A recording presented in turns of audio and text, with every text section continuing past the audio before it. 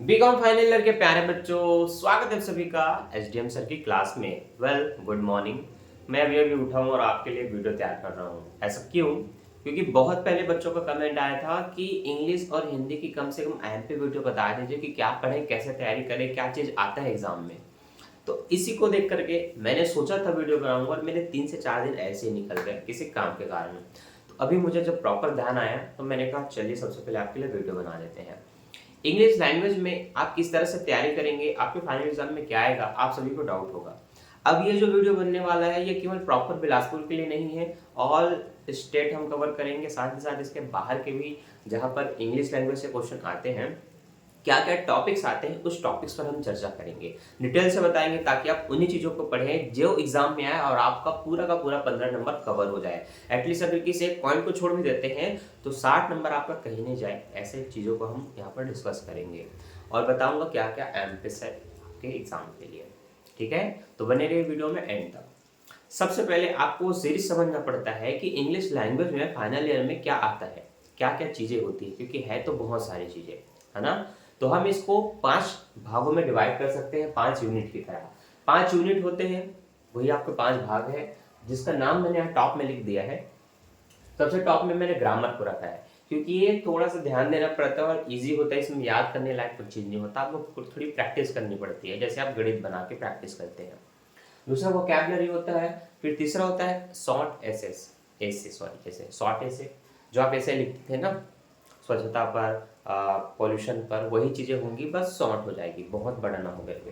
फिर आपको पैराग्राफ देखना पड़ता है जिसमें आंसर आप ढूंढ करके लिखते हैं।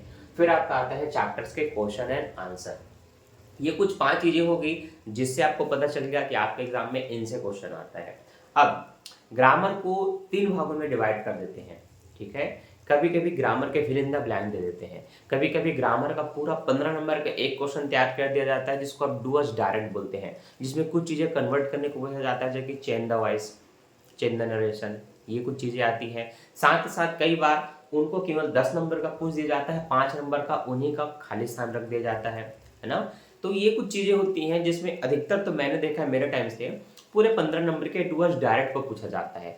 तो इसमें आपको हेल्पिंग वर्ब का इस्तेमाल, टेंस का यूजेस, वॉइस, नरेशन, मॉडल्स, इन चीज़ों को प्रॉपर आपको ग्रामर की नॉलेज होनी चाहिए। इन सभी पर वीडियो मैंने बना दिया है, अगर आपको मेरे चैनल पे नहीं मिलता तो आप मुझे कमेंट कर सकते हैं, उसका लिंक मैं आपको प्रोवाइड कर दूंगा। ग्रामर की अच्छी समझ होनी चाहिए ताकि एक भी क्वेश्चन आपका ना छूटे और पूरे 15 का 15 नंबर आपको मिल जाए। दूसरा, कुछ चीज़ें अगर आपसे नहीं बनता तो आप अपने क्लास में चीटिंग कर सकते हैं, पीछे सामने अगल बगल जो भी आपको दिखे आप ग्रामर का एक हिंट में पूछ सकते हैं और आसपास के कोई ना कोई आपको कुछ ना कुछ बता देगा, है ना। तो ये 1-2 नंबर की आप प्रैक्टिस वहाँ पर हेल्प ले सकते हैं, लेकिन हेल्प लेने के चक्कर में आप कम पढ़े ऐसा नहीं होना चाहिए। आप अपनी प्रॉपर तैयारी करें, क्योंकि कई बार सामने वाला बता रहा हो सही है, जरूरी नहीं है, लेकिन आपको अगर कोई श्योरिटी ही नहीं है, आपको कुछ भी नहीं पता, तो फिर वो जो बोलेगा ये बोलेगी आप उसको छाप सकते हैं, इससे गलती होने के चांसेस बढ़ जाते हैं। तो पहला चीज़, अपनी तैयारी बहुत अच्छे से रखें। तो ग्रामर में पता चल गया ना क्या क्या करना है। जितने हेल्पिंग वर्ब बदले जाते हैं, मॉडल्स होते हैं, टेंस होते हैं, नरेशन होते हैं, वॉइस होता है, इन सभी को ध्यान से देख लेना, इनसे आपका डुअल डायरेक्ट बनता है पूरे 15 नंबर का। वोकैबुलरी क्या होता है, तो वोकैबुलरी को 3 टुकड़ों में बांट देते हैं, जैसे कि मैच द फॉलोइंग, ठीक है, मीनिंग पूछना, ठीक है, और फिल इन द ब्लैंक देना।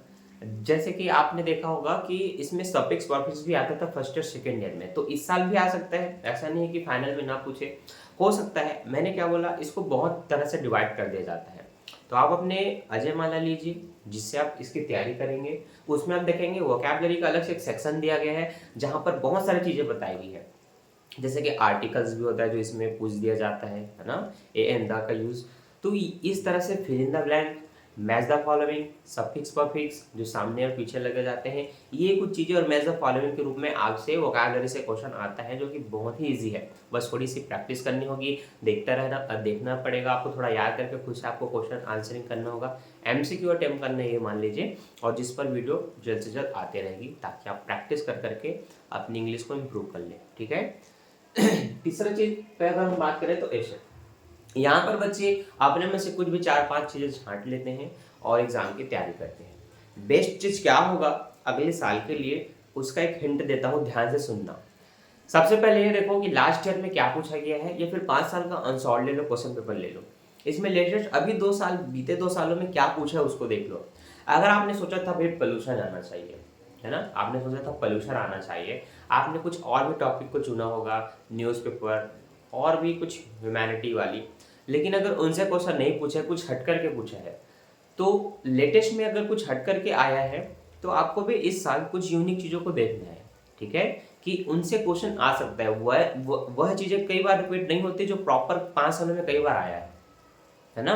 तो कभी कभी कुछ यूनिक ट्राई करती है, तो आपको अगर कोई अपना प्रॉपर चीज़ लगता है कि ये आ सकते हैं जो 5 साल में पूछे गए हैं, तो उनको पढ़ने के बाद कुछ यूनिक चीज़ें में 2-3 ऐसे आपको और पढ़ना होता है ना। एग्जैक्ट क्या है इसकी वीडियो मैं लाऊंगा, मेरे शॉर्ट वीडियो के थ्रू अपलोड हो जाएगा, या फिर इसी तरह से जो डिटेल वीडियो आती है उसमें मैं बताऊंगा।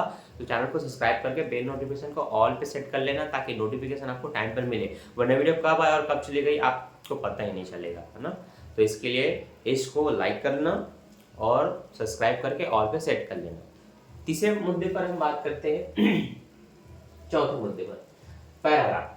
पैराग्राफ आपको पता है, आप लगभग जब से इंग्लिश का एग्जाम दिला रहे हैं तब का आपको पता होगा, एक छोटी सी कहानी, पोएट्री ये सब आती है, जिसके कुछ क्वेश्चन आप पूरी डिटेल से लिखने के बाद नीचे कुछ क्वेश्चन होते हैं जिसको आंसर आपको देना होता है। तो हिंदी तो बड़ा सरल होता है आपके लिए, पर इंग्लिश में कठिन हो जाती है। फिर भी हम बच्चे कुछ ना कुछ शब्दों को मिलान करते हैं कि ऐसा शब्द जो क्वेश्चन प्रूफ में पूछा है, ऐसे शब्द कहाँ कहाँ है, उतने को आसपास को हम लोग ब्रैकेट में बंद करके उसका आंसर लिख लेते हैं।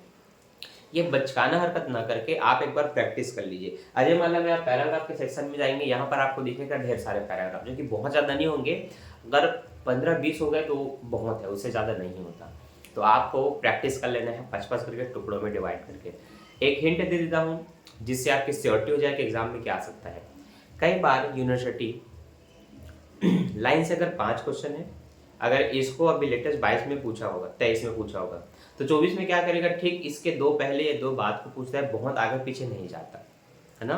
तो जिस क्वेश्चन को पूछा होगा उसके 2 पहले 2 बाद को अच्छे से पढ़ लेना, बाकी प्रैक्टिस सभी का करके रखना कि कहाँ कहाँ से क्वेश्चन ढूंढ रहे हैं, है ना। कुछ चीज़ें याद करनी पड़ती है, उसको याद करना होगा, वरना ढूंढ के तो आप लिख सकते हैं। अगला टॉपिक है आपका चैप्टर्स। तो चैप्टर्स के क्वेश्चन आंसर 5 ही तो आते हैं, 3 पंजे 15 नंबर का। लेकिन पूरे साल अगर आप केवल चैप्टर के क्वेश्चन आंसर पढ़ेंगे तो आप पास भी नहीं हो सकते, सैपली हो जाएंगे। इसलिए इन पर फोकस सबसे लास्ट में करना और इनकी तैयारी बहुत अच्छे से करना, क्योंकि आपको प्रॉपर 60 नंबर देने के लिए तैयार है, जिसमें मेहनत कम है, इसमें मेहनत ज़्यादा है। आप 4-5 क्वेश्चन आंसर याद करेंगे किसी एक चैप्टर का, अगले 4-5 क्वेश्चन याद करेंगे किसी दूसरे चैप्टर का, फिर तीसरे का करेंगे तो आप पहला भूल जा रहेंगे, दूसरा करेंगे, तीसरा करेंगे, मिक्स हो जाएगा। बहुत ज़्यादा दुविधा होती है क्वेश्चन आंसर याद करने में। पर फिर भी अपने मन से आपको झांट लेना है कि किस क्वेश्चनों को बीते 5 वर्षों में बार बार पूछा जा रहा है, या किस किस चैप्टर से पूछा जा रहा है, उन चैप्टर के क्वेश्चन आंसर आप जरूर पढ़ना। होता क्या है, क्वेश्चन 5 आना है, चैप्टर आपके 10 या उससे ज़्यादा होते हैं, किन 5 चैप्टर को पढ़े यह दुविधा होती है। इसलिए गत 5 वर्षों में किन चैप्टर से प्रॉपर क्वेश्चन आ रहा है, उन चैप्टर्स के क्वेश्चन आंसर जरूर पढ़ लेना।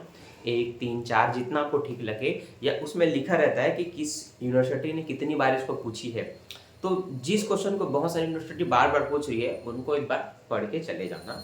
बैक ईयर के भी क्वेश्चन भी इस साल आ सकते हैं, ऐसा नहीं है कि हर साल अलग अलग दे, पूछे गए गत वर्षों में क्वेश्चन को भी इस साल पूछा जा सकता है। तो ये कुछ हिंट हो गया, टिप्स हो गया जो मैंने आपको दिया, ताकि आप अपनी इंग्लिश की तैयारी बहुत अच्छे से कर सके। वेल IMP क्वेश्चन आप खुद से छांट सकते हैं इस इन्फॉर्मेशन को ध्यान में रख करके, और मैं भी आपके लिए वीडियो लाता रहूँगा। थैंक्स फॉर वॉचिंग, वीडियो को लाइक करना मत भूलिए और दोस्तों के साथ शेयर कीजिए, ताकि हर बच्चा अच्छे से तैयारी करके अपने एग्जाम में अच्छे नंबर से पास हो सके। बाय बाय बच्चों, थैंक्स फॉर वॉचिंग।